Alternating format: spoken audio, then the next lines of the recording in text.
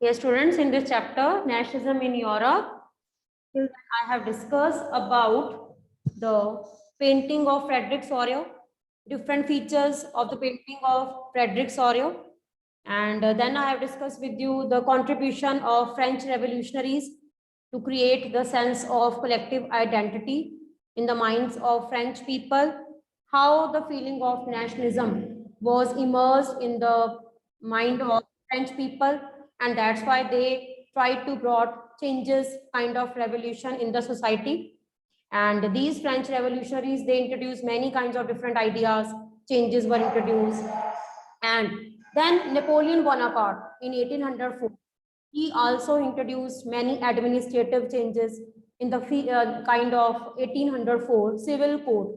And Napoleon Bonaparte, not only in France, what the neighboring countries and the territories of other, you can say, countries of Europe, these were attacked by Napoleon Bonaparte, and he conquered many areas of continent Europe. And one by one, these areas, they became the part of France. And after the death of Napoleon Bonaparte, or you can say the defeat in the battle of Waterloo in the 1815, the winner countries, Britain, Russia, Prussia, and Austria, they hosted a meeting in the Vienna in the form of Vienna Congress or Vienna Treaty in 1815. And in this Vienna Treaty or Vienna Congress, Congress means group of people or meeting of some countries. These were winner countries with Britain, Russia, Prussia, and Austria. These countries, they met at Vienna. तो इसीलिए इसका नाम क्या है? Vienna Congress. And you can say who presided over the meeting of Vienna Congress was Austrian Chancellor Duke Metternich. He hosts the meeting of Vienna Congress. Now, what was the motive of this meeting? The main motive of this meeting was to demilitarize the powers of France. Earlier, France became very popular under the control of Napoleon Bonaparte, but now these winner countries, they impose various kind of new territories and instructions on France. First change was introduced, that was Bourbon dynasty was restored. It means monarchy system को restore कर दिया. ठीक है? Then second main change was introduced, that was the northern area of France was given to New Kingdom Netherlands, और इसको Belgium का area जो है वो दे दिया गया. ठीक है? Then Russia was given some parts of Poland, यानी कि पोलैंड के कुछ पार्ट्स जो हैं वो रशिया को दे दिए गए. Then Saxony was an important area of France that was given to Prussia. Then Italy, some parts of Italy, northern parts of Italy was given to Austria. और ये जितने भी parts थे, these parts were conquered by Napoleon Bonaparte. तो ultimately France की territories, France के map को और ज़्यादा short कर दिया. And Geneva was important place in the France, and that was controlled by Napoleon. And after this treaty, यानी कि इस treaty के बाद, this area was given to Piedmont. Piedmont एक ऐसी country थी जिन्होंने ऑस्ट्रिया को सपोर्ट किया था. ठीक है? सो जितनी भी विनर कंट्रीज थी, they gained some territories of France, and one territory that was German confederation. ये एक ऐसी कन्फेडरेशन थी जो नेपोलियन बोनापार्ट ने बनाई थी. 39 स्टेट्स की कन्फेडरेशन थी, एक ग्रुप थी. That group was untouch. Untouch का मतलब होता है उस ग्रुप को एज सच रखा गया, और प्रशिया जो है इनडायरेक्टली उसको कंट्रोल कर रहा था, लेकिन उस ग्रुप का जो है उन स्टेट्स को जो है वो नहीं छेड़ा गया. तो ये हम कह सकते हैं कि काफी हद तक फ्रांस की कुछ टेरिटरीज में चेंजेस इंट्रोड्यूस किए. एंड मेजर जो चेंज था वो था censorship was imposed. The rights and liberty of people were taken back. It means 1789 के बाद लोगों ने जितना भी रिवोल्ट किया, जितने भी नए चेंजेस इंट्रोड्यूस हुए, all in when, because after 15 France became under the monarchical, और you can say aristocratic. एक अरिस्टोक्रेटिक एक ऐसा जो है वो स्ट्रक्चर होता है जिसमें लैंडेड जो पीपल ज्यादा होते हैं, रिच पीपल, उनका एडमिनिस्ट्रेशन में होल्ड ज्यादा होता है. And conservative, new conservative order भी कहा जाता है इसको, क्योंकि कंजर्वेटिज्म फिर से आ गया. कंजर्वेटिज्म क्या होता है बच्चे? कंजर्वेटिव एक ऐसी फीलिंग है जिसमें लोग जो है वो मोनार्की सिस्टम और पुराने जो ट्रेडिशंस हैं, चर्च के ट्रेडिशंस हैं, उनको फॉलो करते हैं, और ये चाहते हैं कि कंट्री में मोनार्की सिस्टम रहे। The conservatives are the biggest supporter of dynastic rule और monarchy system. No doubt France में जितने भी चेंजेस आए काफी हद तक हम कह सकते हैं कि फ्रांस की पावर को डीमिलिटराइज कर दिया, लेकिन इसके बाद फ्रांस में जो भी पुराने लिबर्टी, इक्वालिटी, फ्रेटर्निटी के जो भी स्लोगन्स जो इंट्रोड्यूस हुए थे वो कहीं ना कहीं जो है वो फिर से जो है मोनार्की सिस्टम के कंट्रोल में आ। तो ये हमने किया था वियना कांग्रेस। इसके बाद मैंने आपके साथ डिस्कस किया था नेशन स्टेट्स कि नेशन स्टेट अर्नस्ट रैने के अकॉर्डिंग नेशन स्टेट क्या होती है। According to Ernest Renan nation state का मतलब ये नहीं है कि वहां पे कॉमन लैंग्वेज हो, कॉमन रेस हो, कॉमन रिलीजन हो, कॉमन टेरिटरी हो। What according to Ernest Renan nation state का मतलब है कि लोगों की ग्लोरीज कॉमन होनी चाहिए, स्ट्रगल उन्होंने किया हो और वो अपने आप को अर्थ अपनी मदरलैंड के साथ कनेक्टेड फील करें। ठीक है, देन डीड्स ऑफ पास्ट, वो अपने पास्ट पे प्राउड फील करें, उनकी कॉमन विल बहुत स्ट्रांग होनी चाहिए। प्लेबिसाइट, प्लेबिसाइट एक वर्ड उसने इंट्रोड्यूस किया था। प्लेबिसाइट का मतलब होता है डायरेक्ट वोट, जिसमें लोगों से एडमिनिस्ट्रेशन की पॉलिसीज को एक्सेप्ट करने और रिजेक्ट करने का राइट होना चाहिए, ताकि लोगों को भी अपनी इंपॉर्टेंस पता लगे। ऐसी कंट्री जहां पे लोगों को इंपॉर्टेंस दी जाती है वहां पे लोग एक स्ट्रॉन्ग बॉन्ड मेंटेन करते हैं और यही बॉन्ड नेशन बनता है और यही फीलिंग जो है आगे जाकर नेशनलिज्म की फीलिंग बनती है। ठीक है, इसके बाद बच्चे मैंने आपके साथ डिस्कस किया था फ्रेंच आर्मीज कौन कौन सी सिटीज में कहाँ पे नेपोलियन बोनापार्ट ने कंट्रोल किया, other than France, Holland, Belgium, Switzerland. Cities की बात करें तो ब्रसल, मिलान, वारसा। तो ये बहुत सी ऐसी इंपॉर्टेंट कंट्रीज एंड सिटीज हैं जहाँ पे नेपोलियन बोनापार्ट ने अटैक किया। बट इनिशियल ईयर्स में तो इन लोगों को लगा कि Napoleon will introduce some positive changes, but later on taxation system increase कर दिया गया, सेंसरशिप लगा दी गई, रिक्रूटमेंट जो है वो फोर्स रिक्रूटमेंट की गई, स्लेवरी सिस्टम को इंट्रोड्यूस किया गया। So these were the some reasons why people started disliking Napoleon Bonaparte. ठीक है, तो यहाँ तक जो मैंने आपके साथ किया था इसको मैंने समराइज किया है। नेक्स्ट बच्चे हम बात कर रहे हैं यूरोप की। अब ये यूरोप का वो टाइम है मिड 18 सेंचुरी का टाइम पीरियड, क्योंकि अभी हम यूरोप को डिस्कस कर रहे हैं और यूरोप की एक छोटी सी कंट्री जिसको फ्रांस के बारे में हम डिस्कस कर रहे हैं। लेकिन फ्रांस के अलावा एक और country Austria and Hungary combine,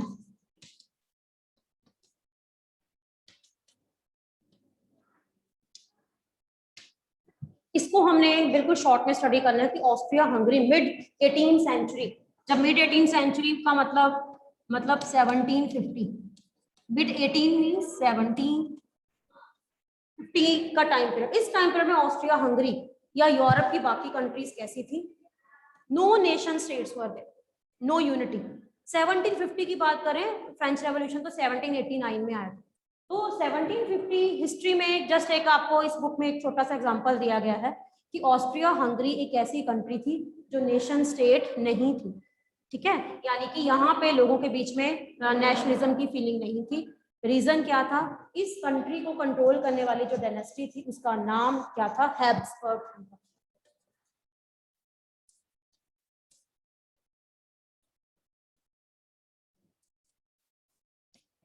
अब याद करो बच्चे, जैसे हमारी कंट्री में मुगल डायनेस्टी थी, मुगल डायनेस्टी काइंड ऑफ यही टाइम पीरियड था मुगल डायनेस्टी। तो क्या जब हम मुगल डायनेस्टी की बात करते हैं तो क्या हमारी कंट्री में सिर्फ मुगल्स ही थे या मुस्लिम्स ही थे? No, other religions were also there. And even Mughal dynasty के अलावा राजस्थान के किंग्स अलग थे, सदर्न एरियाज में किंग्स इंडिपेंडेंट थे। इट मींस इस पर्टिकुलर टाइम पर तक मुगल डायनेस्टी जो है वो पूरी तरह से पूरे कंट्री को कंट्रोल नहीं किया गया था। And languages were different. India तो एक बेस्ट एग्जांपल है डाइवर्सिटी का, जिसमें हर स्टेट हर एरिया की लैंग्वेज डिफरेंट है। ऐसे ही ऑस्ट्रिया हंगरी एक ऐसी कंट्री जिसके बारे में हमने 1750 का एक एग्जांपल बताना है कि 1750 के नियर अबाउट नेशन स्टेट्स नहीं थी। उस टाइम पीरियड में एक एम्पायर डायनेस्टी हैब्सबर्ग एम्पायर जो पूरी कंट्री को रूल कर रहा था। लेकिन अब इसके अंडर कौन कौन से एरियाज, हमने एरियाज पढ़ने हैं विद द एग्जांपल डाइवर्सिटी, हमने डाइवर्सिटी शो करनी है। तो सबसे पहले हम एक तरफ हम लिखेंगे एरियाज और उनकी लैंग्वेज, जिसको देखने से ही आपको पता लगेगा कि कंट्री एक थी, एम्पायर एक था, लेकिन that was divided into different languages, और जिसके कारण लोग आपस में कम्युनिकेट नहीं कर पाते थे, इंटरेक्ट नहीं कर पाते थे, और इसीलिए हम ये कह सकते हैं कि उस टाइम पर में नेशनलिज्म जैसी कोई फीलिंग नहीं थी। ठीक है, तो एक तरफ आप लिखोगे एरियाज, एल्पाइन, ये बिल्कुल न्यू एरियाज है आपके लिए। क्योंकि ये इस कंट्रीज का एरियाज का नाम आपने कभी नहीं सुना, लेकिन for question you have to learn, ठीक है। एल्पाइन, टायरोल, ठीक है। आप इनमें से दो कंट्रीज या एक कंट्री का नाम जस्ट आपको पता होना चाहिए कि इसकी लैंग्वेज कौन सी। सुडेटनलैंड, बोहेमिया,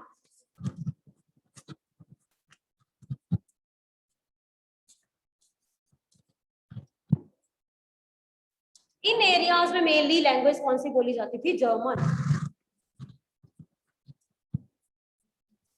ठीक है। सेकेंड, दूसरी तरफ लोम्बार्डी, विनीशिया, यहां पे मेनली लैंग्वेज जो है वो बोली जाती थी इटालियन। तो सपोज अगर हमने इंडिया को कंबाइन करना हो तो हम यहाँ पे अगर इंडिया की बात करें तो हम लिखेंगे पंजाब, पंजाबी, महाराष्ट्र, मराठी। तो वो इजी है आपके लिए लर्न करना, लेकिन ये हम यूरोप की बात कर रहे हैं तो इसलिए थोड़ा बहुत आपको कंट्रीज के नेम और उनकी लैंग्वेज जो है वो करनी पड़ेगी, ठीक है। देन थर्ड आपने बताना है हंगरी। जो हंगरी पर्टिकुलर जो हंगरी एरिया था, ऑस्ट्रिया हंगरी कंबाइन, लेकिन हंगरी जो है, हंगरी में मेन कुछ लोग मैग्यार बोलते थे और कुछ लोगों की अपनी रीजनल लैंग्वेजेस है। रीजनल मतलब डायलेक्ट, डायलेक्ट का मतलब होता है उनकी रीजनल लैंग्वेजेस, कोई भी जो उनकी लोकल लैंग्वेजेस होती थी, लोकल लैंग्वेज ऐसी होती, ठीक है। देन एक और एरिया बहुत फेमस था, गैलिशिया, यहाँ पे लोग बोलते थे पॉलिश, जो पोलैंड की लैंग्वेज है। तो आप देखोगे कि कंट्री एक है, एम्पायर एक, एरियाज और उनकी लैंग्वेजेस अलग अलग, ठीक है। और इसी के बेसिस के ऊपर हम ये कह सकते हैं कि ऐसी कंट्रीज जहाँ पे लैंग्वेजेस अलग अलग होती हैं, लोगों के बीच में कोई कम्युनिकेशन नहीं थी, तो इस पर्टिकुलर टाइम पीरियड में लोगों के बीच में किसी भी तरह से नेशन और नेशनलिज्म की फीलिंग नहीं थी। इन सब में पॉलिटिकल यूनिटी नहीं थी, नो पॉलिटिकल यूनिटी, इनमें पॉलिटिकल यूनिटी नहीं थी। And one thing was common, वैसे क्या कॉमन था कि ये सभी उस पर्टिकुलर टाइम पीरियड में 1750 के टाइम पीरियड में किंग की रिस्पेक्ट करते थे, यानी कि उनके माइंड में अपने किंग के लिए रिस्पेक्ट थी, respect for king, that was common. Other than that languages different थी, no communication system was there. So हम ये कह सकते हैं कि ऑस्ट्रिया हंगरी जो टेरिटरी थी, that was a patchwork. Patches क्या? Patches in the form of language, linguistic group. तो स्टेटमेंट, आपका जो स्टेटमेंट बेस्ड क्वेश्चन है, that how you can say that Austria Hungary was a patchwork of different groups. Patchwork क्या होता है? Patches, कि इस पूरी कंट्री में patch, German speaking patch, group, patch means group, Italian, Magyar, Polish, और other than that many dialects, regional languages, और भी बहुत सारी लैंग्वेजेस थी। तो इसीलिए हम ये कह सकते हैं कि no political unity was at that time in Austria and Hungary, ठीक है। तो ये जस्ट हैब्सबर्ग एम्पायर के बारे में आपने बताना है कि उस टाइम में ये बहुत फेमस है।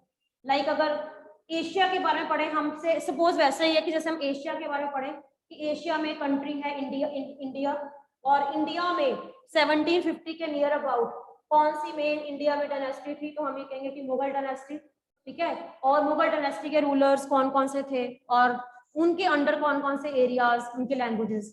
सो ऐसे ही हमने ऑस्ट्रिया हंगरी का हैब्सबर्ग का बताया कि पैचवर्क था। पैचवर्क का मतलब होता है कि country was divided into different groups, ठीक है। तो इसके बाद यही पर्टिकुलर टाइम पीरियड में हमने बताना, ये तो मैंने बताया political environment of only one country. इसके अलावा सोसाइटी, इकोनॉमिक कंडीशन या सोसाइटी, मतलब अगर देखा जाए कि सोशल कंडीशन क्या थी,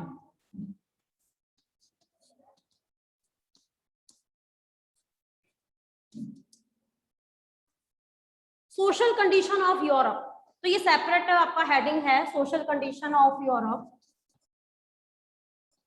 ड्यूरिंग सेम मिड 18। इस पर्टिकुलर टाइम पीरियड में मेनली यूरोप की अलग अलग कंट्रीज में dynastic rule,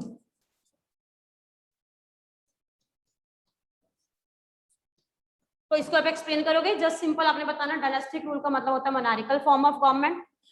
different countries were having the different kind of governances was there. For example, इसमें अभी एग्जांपल जैसे मैंने बताया that Austria Hungary was under the control of Habsburg empire. For example France was controlled by Bourbon dynasty. तो 2-3 dynasties के बारे में बताना है कि सोशल मतलब सोसाइटी के बारे में ना. पहले आप बताओगे कि सिस्टम ऑफ गवर्नमेंट कैसा है, फिर आपने सेकंड बताना लैंडेड एरिस्टोक्रेसी. एरिस्टोक्रेसी का मतलब क्या होता है? The people were having more land, rich people, जिसे हम कहते हैं रिच लैंडलॉर्ड्स. अल्टीमेटली इसका मतलब क्या है? Rich landlords.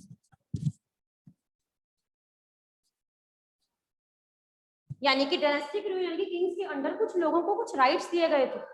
फ्रांस की अगर बात करें तो जैसे नोबल्स, सेकंड एस्टेट सिस्टम था, जिनके पास बहुत ज्यादा लैंड थी. ऐसे ही यूरोप की अलग अलग कंट्रीज में रिच लैंडलॉर्ड्स के पास पावर्स भी ज्यादा थी और उनके पास लैंड भी ज्यादा थी. तो ऐसे लोगों को कहा जाता था aristocratic people.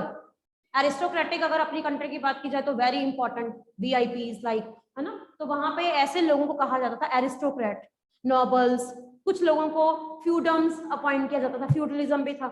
King appointed some people as feudums to collect taxes. ठीक है. तो इनकी पॉपुलेशन बहुत स्मॉल थी. चाहे कोई भी कंट्री हो, यूरोप की कोई भी कंट्री हो, इनका ग्रुप बहुत कम था, small group, but having more land. Group कम था, पॉपुलेशन कम थी, लेकिन लैंड बहुत ज्यादा था.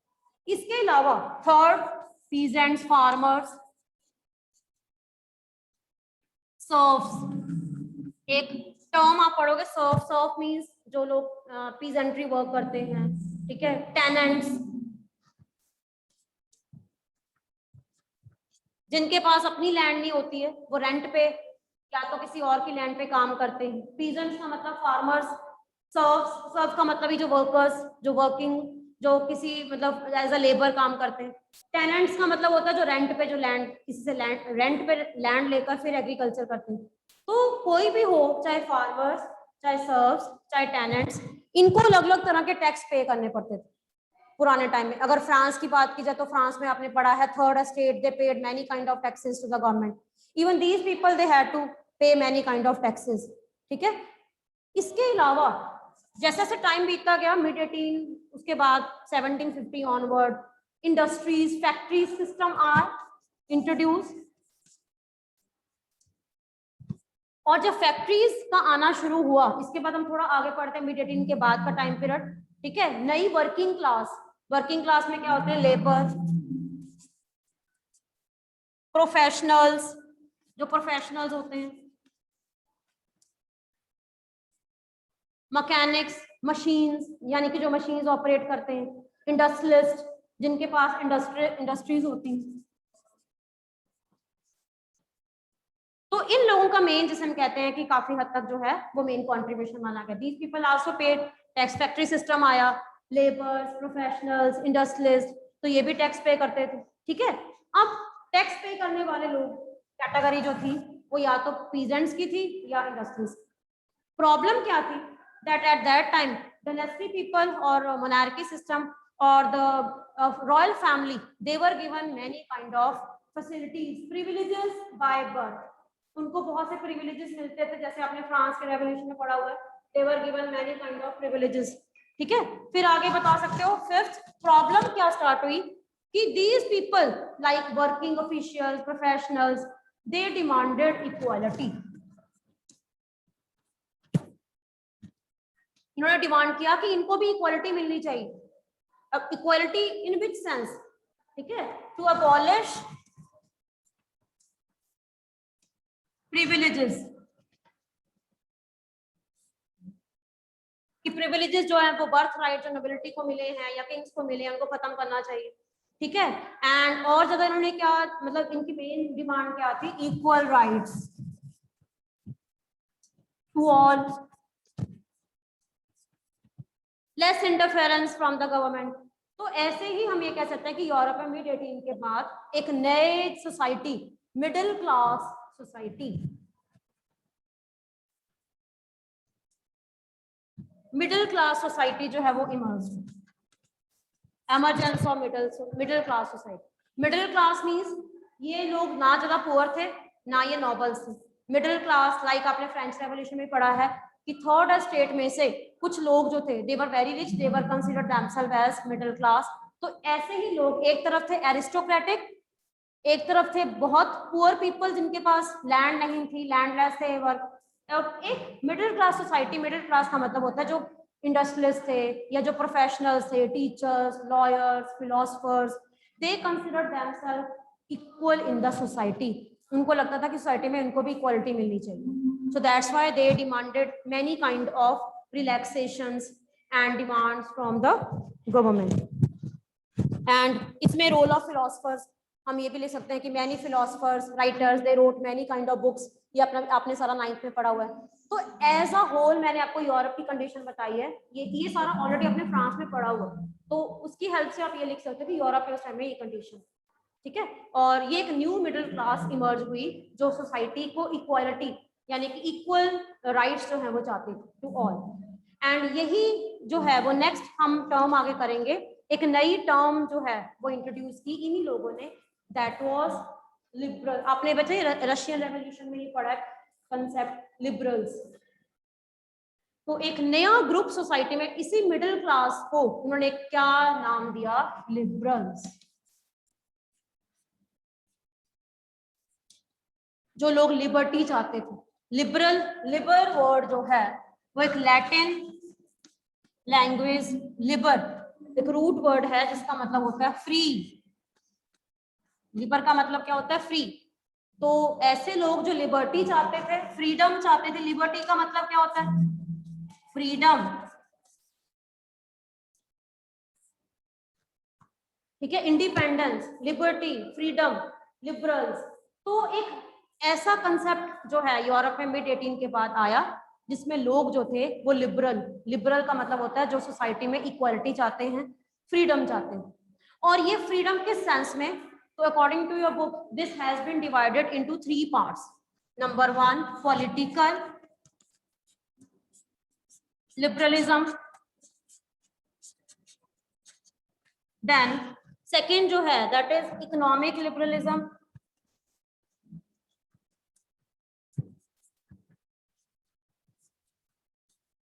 And third is social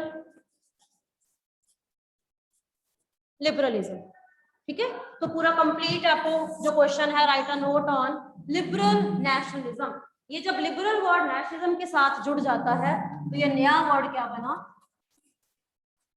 liberal nationalism.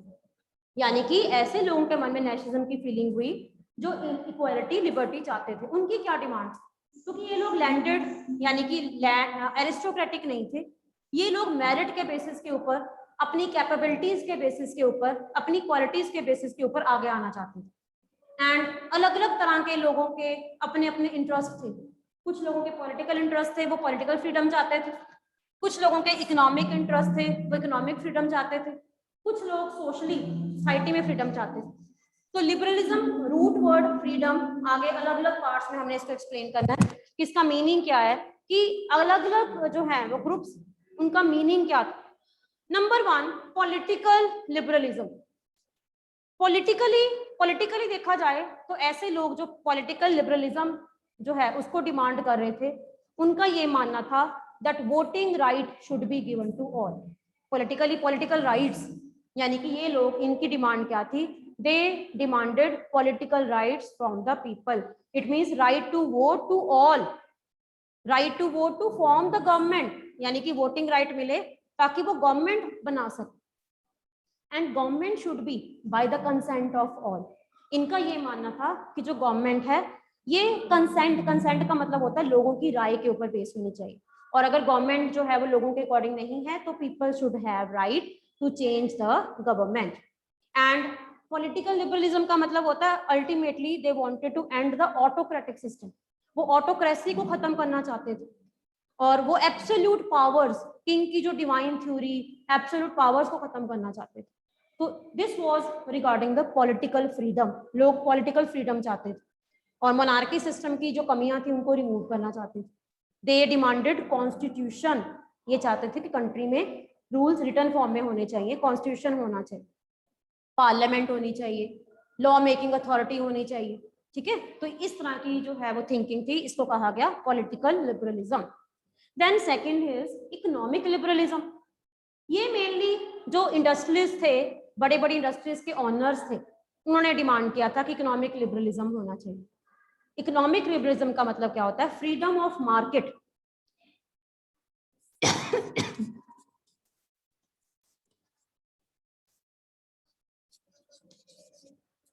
means industrialists and businessmen should be free to do any kind of business to any other country। यानी कि किसी और कंट्री से बिजनेस एक्टिविटीज के लिए उनको परमिशन ना लेनी पड़े। फ्रीडम ऑफ मार्केट, उनको मार्केट की फ्रीडम होनी चाहिए, उस पर गवर्नमेंट का अननेसेसरी कंट्रोल नहीं होना चाहिए, ठीक है। देन इसके अलावा दे डिमांडेड रिस्ट्रिक्शंस को खत्म कर दिया जाए, यानी कि जो गवर्नमेंट ने इनके ऊपर अलग अलग तरह की रिस्ट्रिक्शंस लगाई हुई थी, दे वांटेड टू अबॉलिश, वो इन रिस्ट्रिक्शंस को खत्म करना चाहते थे, ताकि कंट्री में बिजनेस के लिए उनको किसी भी तरह से परमिशन ना लेनी पड़े, उनका प्रॉफिट बढ़े, क्योंकि इनको लगता था कि जितना प्रॉफिट इनका बढ़ेगा ये उतना ही टैक्स पे कर सकते हैं। Freedom of market. और इन्होंने क्या डिमांड किया? Free movement of goods from one country to another, यानी कि जो गुड्स हैं, चीजें हैं, वो एक कंट्री से दूसरी कंट्री में जब पहुंचाई जाती हैं तो उनके ऊपर रिस्ट्रिक्शंस ना हो, गवर्नमेंट उनके ऊपर अननेसेसरी रिस्ट्रिक्शंस को हटा ले, ताकि ये लोग जो हैं वो बिजनेस जो है वो फ्री ऑफ माइंड कर सके।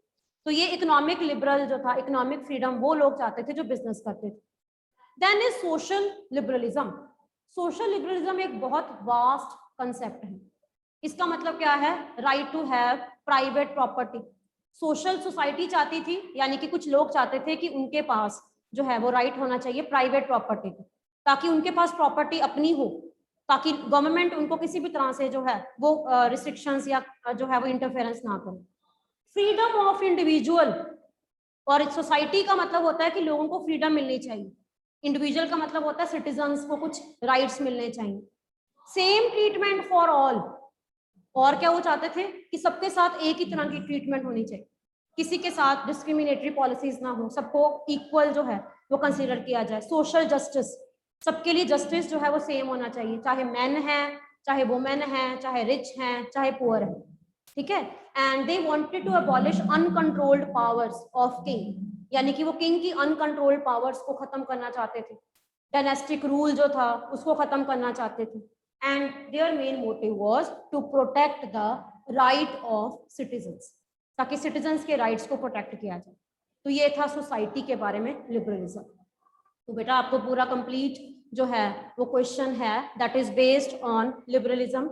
न्यू आइडिया जो है बहुत ज्यादा फेमस हुआ मिड 18 के बाद का टाइम पीरियड है, जिस टाइम पीरियड में डायनेस्टिक रूल था, एरिस्टोक्रेटिक पीपल थे, and that's why these people their demands जो were you can say more than what they want, उनकी डिमांड्स बहुत ज्यादा थी, और धीरे धीरे इन डिमांड्स को पूरा करना गवर्नमेंट के जो है वो उसमें मतलब नहीं था। So that's why in many countries like France became the first country that revolution was brought by the contribution.